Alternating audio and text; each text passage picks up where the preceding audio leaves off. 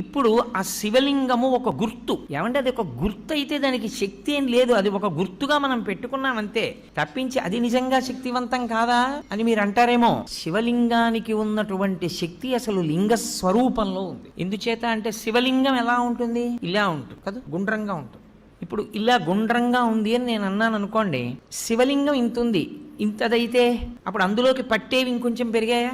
ఈ గది అంతా అన్నాను అనుకోండి, అప్పుడు ఈ గదిలో అన్ని అందులోకి పట్టేశాయా? ఆంధ్రదేశం అంతా అని తిప్పాను అనుకోండి, ఆంధ్రదేశం అంతా అందులో ఉందా?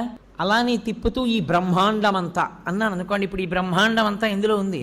అందులోనే ఉంది. అంతా ఎందులో ఉందో అది లింగం, అంతా ఎందులో పెరుగుతోందో, అంతా ఎందులోకి కలిసిపోతోందో అది లింగం. ఇప్పుడు పరమేశ్వరుణ్ణి యథార్థముగా సూచించుటకు గుర్తు శివలింగము. కాబట్టి కంటితో కనపడినది కాదు, ఇది సర్వవ్యాపకమైతే ఇది చుట్టుకుంటే నిజానికి దీనిలో ఈ బ్రహ్మాండమంతా ఉన్నది